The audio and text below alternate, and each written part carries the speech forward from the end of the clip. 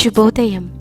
మన దగ్గర ఏముంది అనే ఆలోచన కంటే మన కోసం ఎవరున్నారు, స్వయం భగవంతుడున్నారనే ఆలోచన నిజంగా కోటి కష్టాలను కూడా మంచిగా మార్చేస్తుంది. వేసవిలో సూర్యుణ్ణి తిట్టుకున్న వారి శీతాకాలంలో ఆయన రాక కోసం ఎదురు చూస్తుంటారు. ఇవాళ మనల్ని కాదన్న వారే రేపటి రోజున మనల్ని వెతుక్కుంటూ వస్తారు. మనం పుడితే తల్లి సంతోషపడాలి, పెరిగితే మన తండ్రి గర్వపడాలి, బ్రతికితే ఈ సమాజం ఇష్టపడాలి, చస్తే శత్రువు కూడా కన్నీరు పెట్టాలి. అదే జీవితం. ఈ ప్రపంచం మనమనుకున్నంత పెద్దదేమీ కాదు. వస్తుంది ప్రతి గడియ, అలాగే ప్రతి కర్మ చాలా వేగంగా తిరిగొస్తుంది. కాస్త నిదానంగా ఉండాలి. మనమేంటో తెలిసే వరకు. మనం రాబోయే రోజుల్లో సంపాదిస్తామా, మనకు పలుకుబడి ఉందా, వీరితో తిరిగితే మనకేంటి లాభం అనే స్థాయిలో ఉన్నారు మన చుట్టూ ఉన్న జనం. మరి మనం ఎలా బ్రతుకుతాము? అవసరాల కోసం, అలాగే అవకాశాల కోసం మాత్రమే మాట్లాడే మనుషుల మధ్యలో ఉన్నాం.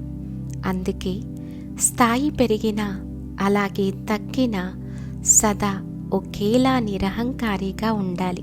పొరపాటున కూడా ఎదుటివారిలా మనం ప్రవర్తించకూడదు. మనకంటూ ఒక ప్రత్యేకత ఉండాలి. అంటే ప్రత్యేకంగా ఏమీ జీవించనక్కరలేదు. మానవత్వం కలిగిన మనిషిలా ఉండగలిగితే చాలు. అలా ఒకరిని దెబ్బ కొట్టడం అంటే ఎదుటివారిని కొట్టడమే, లేదా చంపటమో కాదు. మనల్ని వారు అందుకోలేనంత ఎత్తుకు ఎదగడమే. గుర్తుంచుకోండి, ఇది చేత కాకనే ఈ పగలు, ప్రతీకారాలు. ఏం సాధిస్తాము? జీవితం అనే యుద్ధంలో గెలవటానికి ధైర్యాన్ని మించిన ఆయుధం ఏదీ లేదు. అనుమానాలు అందరికీ ఉంటాయి. కొందరు అడిగి తీర్చేసుకుంటారు, కొందరు మోస్తూ తిరుగుతుంటారు. ఇష్టం ఎక్కువగా ఉన్నవారి మీదే కోపం కూడా ఎక్కువగానే ఉంటుంది. ఎందుకంటే మన అనుకునే వారిపైనే కోపం చేసుకోగలం. అది కూడా ఒక రకమైన ప్రేమే. మంచి జీవితానికి మూల సూత్రాలు చదువు, సంస్కారం. చదువు ఎప్పుడూ తలదించుకోనివ్వదు, సంస్కారం ఎప్పుడూ పడిపోనివ్వదు. శ్వాస ఉన్నంత వరకే మనిషికి ఏదో ఒక సమస్య ఉంటూనే ఉంటుంది. ఏ సమస్య లేనప్పుడే సంతోషంగా ఉండగలం అనుకుంటే మనం సంతోషంగా ఉండేది ఒక్క సమాధిలోనే. రేపు అనే రాత ఏంటో తెలియనప్పుడు నేను అనే సంతోషాన్ని ఎప్పుడూ వదులుకోకు. అదృష్టం తనంతట తానుగా వచ్చి తలుపు తడుతుందని అందరూ చెప్తుంటారు. నమ్మకండి. అది అవకాశం రూపంలో ఉంటుంది. దానిని వెంటాడు, సొంతం చేసుకో. అదే అదృష్టం అంటే. ఒకరి తలరాతను మంచిగా మార్చే శక్తి మనకు లేకపోవచ్చు, కానీ ఒకరు మన వల్ల సంతోషంగా జీవించేలా మార్చే శక్తి మనలోనే ఉంటుంది. అది కేవలం కల్మషం లేని మనస్సుతోనే సాధ్యమవుతుంది. పట్టుకున్నంత వరకు, తట్టుకున్నంత వరకు ఏ బాధైనా, ఏదైనా ఒక్కసారి వదిలేసి చూడండి. మనల్ని ఏదీ ప్రభావితం చేయజాలదు. ఇల్లు బాగుండాలంటే బాధ్యత గల తండ్రి బాగుండాలి.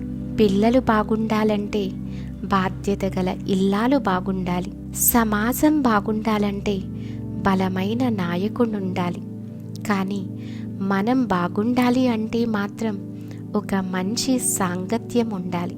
ముందున్న కాలికి గర్వం లేదు, వెనుకున్న కాలికి అవమానము లేదు.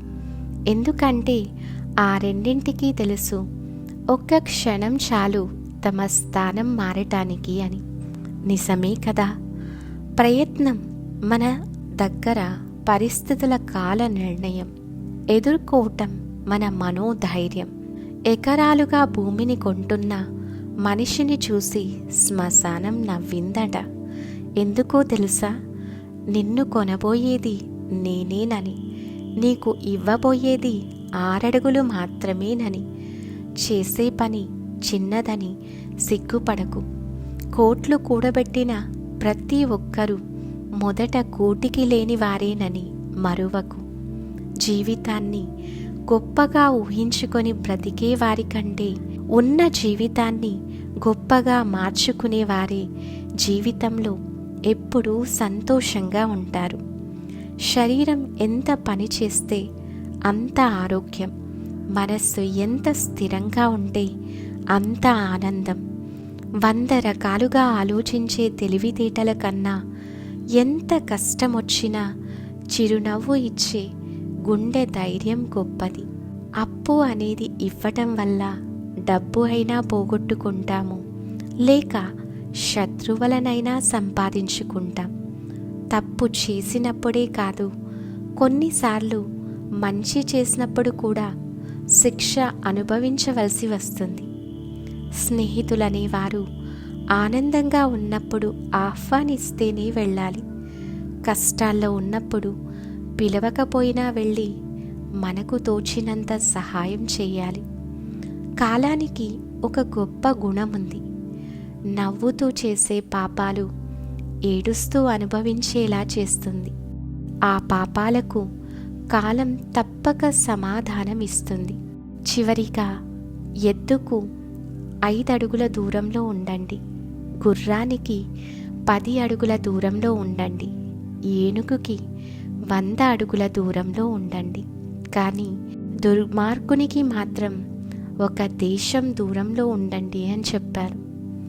ఓం శాంతి.